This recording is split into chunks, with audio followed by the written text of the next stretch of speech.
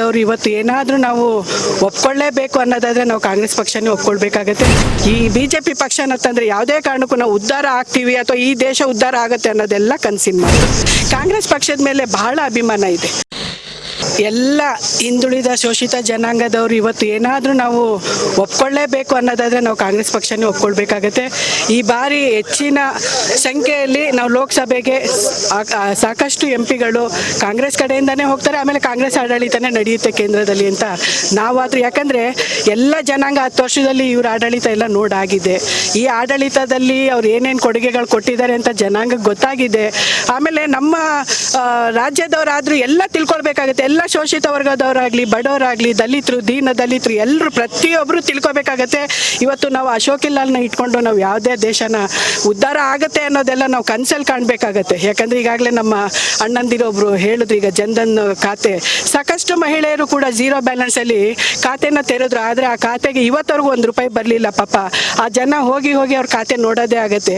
ಇನ್ನು ಯಾವ ರೀತಿಯಲ್ಲಿ ಇವರು ದೇಶನ ಉದ್ಧಾರ ಮಾಡ್ಲಿಕ್ಕೆ ಹೋಗ್ತಾ ಇದ್ದಾರೋ, ಅಥವಾ ಇವ್ರು ಏನಂದರೆ ದೊಡ್ಡವ್ರನ್ನ ಉದ್ಧಾರ ಮಾಡ್ಲಿಕ್ಕೆ ಹೋಗ್ತಾ ಇದ್ದಾರೆ ಹೊರತು ಯಾವುದೇ ಶೋಷಿತ ವರ್ಗದವ್ರಿಗಾಗಲಿ, ದೀನ ದಲಿತರಿಗಾಗಲಿ, ಬಡವ್ರಿಗಾಗಲಿ ಇವರಿಂದ ಆಗಿಲ್ಲ. ಇವತ್ತು ನಾವು ಎಚ್ಚೆತ್ಕೊಳ್ಳಲಿಲ್ಲ ಅಂದರೆ ಮುಂದಿನ ದಿನಗಳಲ್ಲಿ ನಾವು ಹಿಂದಿನ ಹೇಗಿತ್ತು ನಮ್ಮ ದೇಶ ಆ ಥರದಲ್ಲಿ ನೋಡಬೇಕಾಗತ್ತೆ. ಮೋದಿನ ನಾವು ಪುನಃ ಕೇಂದ್ರಕ್ಕೆ ಏನಾರ ತಂದರೆ, BJP ಸರ್ಕಾರ ಏನಾರ ಪುನಃ ಬಂದರೆ ನಾವು ನಿಜವಾಗ್ಲೂ ಎಲ್ಲ ನಮ್ಮ ದೇಶ ನಾವು ಇವತ್ತು ಎಚ್ಚೆತ್ಕೊಂಡು ಮಾಡ್ದಂಗೆ ಮತ್ತೆ ನಾವು ಮುಂದೆ ಯೋಚನೆ ಮಾಡಿದ್ರೆ ಬಹಳ ಕಷ್ಟಕರ ಆಗುತ್ತೆ. ಹಾಗಾಗಿ ನನ್ನೆಲ್ಲ ನಮ್ಮ ಜನತೆಯಲ್ಲೆಲ್ಲ ನಾನು ಕೇಳ್ಕೊಳ್ಳೋದಿಷ್ಟೇ, ಕಾಂಗ್ರೆಸ್ ಪಕ್ಷನ ತನ್ನಿ, ಬಡವರ ಪಕ್ಷ ದಯಮಾಡಿ. ಯಾಕಂದರೆ ದೀನ ದಲಿತರಿಗಾಗಿ, ಹಿಂದುಳಿದವರಿಗಾಗಿ, ಇವತ್ತೇನು ಶೋಷಿತ ವರ್ಗದವರಾಗಲಿ ಎಲ್ಲರೂ ಸಂತೋಷವಾಗಿದ್ದಾರೆ ಅನ್ನೋದಾದರೆ ಇವತ್ತು ಕಾಂಗ್ರೆಸ್ ರಾಜ್ಯನ ಆಳ್ತಾ ಇರೋದ್ರಿಂದನೇ, ಕಾಂಗ್ರೆಸ್ ಪಕ್ಷ ಆಳ್ತಾ ಇರೋದ್ರಿಂದ ಎಲ್ಲ ನೆಮ್ಮದಿಯಾಗಿದ್ದಾರೆ.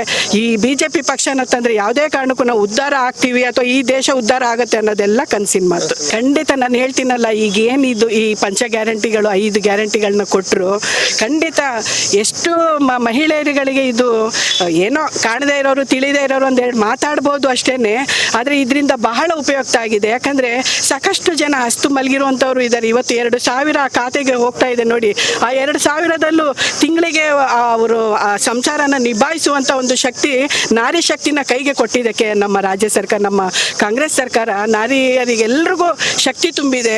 ಹಾಗಾಗಿ ನಾನು ಹೇಳೋದು ಇಷ್ಟೇನೆ, ಆ ಥರದ ಯೋಜನೆಗಳನ್ನ ತಂದಾಗ ಮಾತ್ರ ಈ ಬರೀ ನಾವು ದೊಡ್ಡವ್ರು ಬೆಳೆಯೋಲ್ಲ. ನಿಜವಾಗ್ಲೂ ಹಿಂದುಳಿದವ್ರು ಯಾರಿದ್ದಾರೆ, ಬಡವ್ರು ಯಾರಿದ್ದಾರೆ, ಎಲ್ಲರೂ ಮುಂದೆ ಬರ್ತಾರೆ. ಈ ಯೋಜನೆಗಳು, ಈ ಪಂಚ ಗ್ಯಾರಂಟಿಗಳು ಏನಿದೆ ನಿಜವಾಗ್ಲೂ ಎಲ್ರಿಗೂ ಉಪಯೋಗ ಆಗಿದೆ ಅನ್ನೋದು ಆದರೂ ನಾವು ಹೇಳ್ತೀವಿ. ಆಮೇಲೆ ಎಲ್ಲರಲ್ಲೂ ಕೂಡ ಸಂತೋಷನ ನಾವು ಕಾಣ್ತಾ ಇದ್ದೀವಿ. ಈಗ ಇಂದಿರಾ ಗಾಂಧಿ ಅವ್ರು ಇರುವಾಗಲೂ ನಾವು ಹೇಳೋದು, ಆಗಿಂದನೂ ಟ್ರೈನ್ ಇದೆ, ಪ್ರತಿಯೊಂದು ಇದೆ. ಈಗೇನು ನೀವು ಹೊಸದಾಗಿ ಬಂದು ಇವ್ರು ಏನು ಮಾಡುವಂಥದ್ದು ಏನಿಲ್ಲ. ಆದರೆ ಈ ಪಂಚ ಗ್ಯಾರಂಟಿ ಅದರಿಂದನೂ ಮುಂದೆ ಹೋಗ್ತಾರೆ. ಮತ್ತು ಕಾಂಗ್ರೆಸ್ ಪಕ್ಷದ ಮೇಲೆ ಬಹಳ ಅಭಿಮಾನ ಇದೆ. ಇಂದಿರಾ ಗಾಂಧಿ ಅವರ ಏನೊಂದು ಆಡಳಿತ ಇತ್ತು, ಆಡಳಿತ ಚುಕ್ಕಾಣಿ, ಅವತ್ತು ನಮ್ಮೆಲ್ಲ ಮಹಿಳಾ ಶಕ್ತಿ ಇತ್ತು.